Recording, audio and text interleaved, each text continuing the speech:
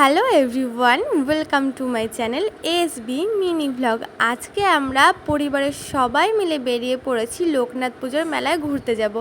অনেক দিনই কোনো পুজো আচ্ছা হচ্ছে না, তারপরেই মাঝখানে পড়লো লোকনাথ পুজো, আর আমাদের এখানে লোকনাথ পুজোর মেলা হয় না, সেই জন্য বাড়ি থেকে 8 ঘন্টা দূরত্বের একটা জায়গায় চলে গেলাম মেলা দেখতে। আর এই জায়গার নাম হচ্ছে ধুবুলিয়া। সবাই নিশ্চয়ই জানো ধুবুলিয়ার লোকনাথ পুজোর মেলা অনেক বড় করে হয়, তো আমরা সেই হিসেবে ধুবুলিয়া চলে যাচ্ছি। আর আমরা টোটোতে করে যাচ্ছি, তো তাই আমাদের 40 মিনিট লেগে গেছিলো টাইম, আর যদি আমরা বাইকে করে যেতাম তাহলে 20 মিনিটে পৌঁছে যেতাম। তো রাস্তায় যেতে যেতে অনেক সুন্দর সুন্দর দৃশ্য দেখলাম, বাট সন্ধে হয়ে গেছে বলে সেই দৃশ্যগুলো আমি ক্যাপচার করতে পারিনি।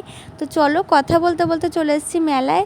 আর মেলার মেন উদ্দেশ্য তো জানোই, দোকানপাট। আর আমারও রং বেরঙের দোকান, বিভিন্ন জিনিস দেখতে খুবই ভালো লাগে। আর এখানে প্রথমেই দেখলাম এই যে কাঠের নৌ জাহাজগুলো, এগুলো দেওয়ালেও টানিয়ে রাখা যায়, আবার স্ট্যান্ড হিসেবেও রাখা যায় টেবিলে। তারপরেই তো কানের মেয়েদের সবচেয়ে পছন্দের জিনিস, তো ভাবলাম এসে এই ঝুমকোগুলো কিনবো।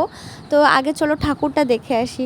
এখানে দুটো ঠাকুর করেছিল, বাইরের দিকে এই ঠাকুরটা আর ভেতরের মন্দিরের দিকে একটা ঠাকুর হয়েছিল, সেটাই আসল মেন ঠাকুর আর কি। তো স্টেজের উপর এই ঠাকুরটা করেছিল, আর মন্দিরের মধ্যে হলো এই ঠাকুরটা। আর এখানে ঠাকুরকে সোনার মুকুট, সোনার টিপ সব কিছু পরানো ছিল।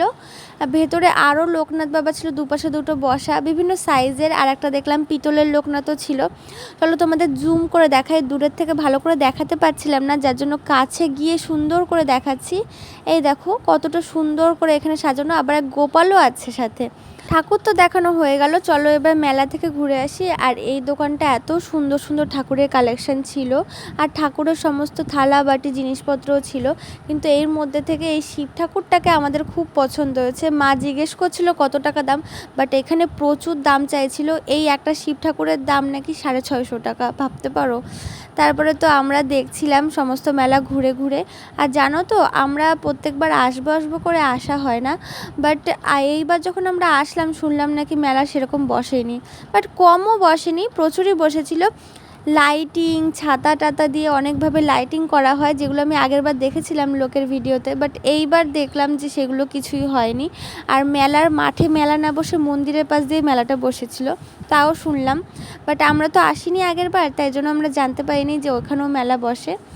আর এই হারটা আমার খুব পছন্দ হয়েছিল, বাট এইটারও প্রচুর দাম চাইছিল, তাই যেগুলো দাম কমাতে পেরেছি সেই সব জিনিসই এনেছি, আর বাকি কিছু আনিনি। এইখানে দেখো আমার বোনরা মিকি মাউসে উঠে পড়েছে। আর আমাদের বেলায় যেন এই মিকি মাউসটা ছিল না, আমরা যখন ছোট ছিলাম আমি শুধু ঘোড়ায় গাড়িতে এইসবে চড়েই ঘুরেছি, মিকি মাউসে আমি উঠতেই পারলাম না। আর এখন বড় হয়ে গেলাম, এখন আমাদের মন চাইলেও উপায় নেই। এই কাকুগুলোকে যদি বেশি টাকা দিয়েও বলি আমাদের একটু খেলতে দাও, আমাদের কিন্তু দেবে না উঠতে।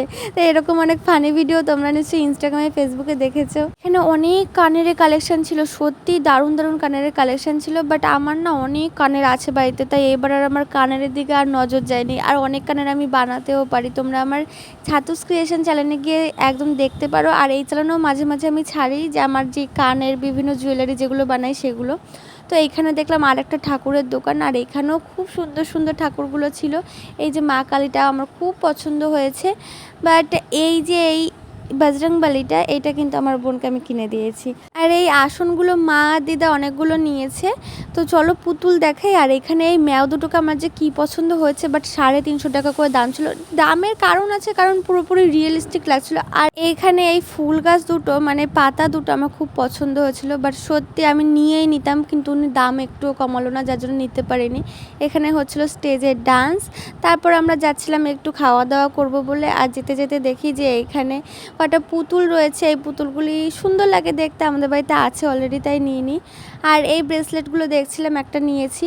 এখানে কিছু লাইটিংস আছে, সুইচ বোর্ডের ওপর যে লাইটিংগুলো লাগায় না সেইগুলো, এগুলো আমাদের লোকাল মার্কেটে 30 রুপিস করে নেয়, আর এখানে 50 রুপিস করে, তার জন্য নিই দেখে চলে এসেছি। তো চলো এখন খেতে যাই। আর এখানে দেখলাম সোডা উঠেছে। সোডা তোমরা কয় টাকা করে খাও তাই বলো? আমি খেয়েছি কৃষ্ণনগরে 10 টাকা করে এক গ্লাস।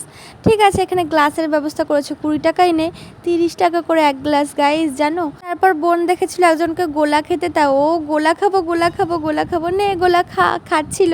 খেতে খেতে ছোট বুনু একটা নিয়েছিল, এটা ছিল স্ট্রবেরি ফ্লেভার, আর যেটা বুনু খাচ্ছিল সেটা হয়েছিল সব রকম ফ্লেভার মিক্স। তো এই দেখো ওর ঠোঁটের অবস্থা কি হয়ে গেছে, মেয়ে তো মুখ খুলবেই না, গোলা খেয়ে অবস্থা খারাপ, বলছে আমি বাড়ি যাবো। এই দেখো আসলে কি বলো তো, ওর হলো ঠান্ডার প্রবলেম আছে, প্রচুর অ্যালার্জি, ঠান্ডার কিছু ও একদম সহ্যই করতে পারে না। তারপরেও ও আইসক্রিম খাবে এই মেলায় গেলে, আর খেলেই এই অবস্থা হবে। এরপর কিনে নিলাম একটা গ্যাস বেলুন।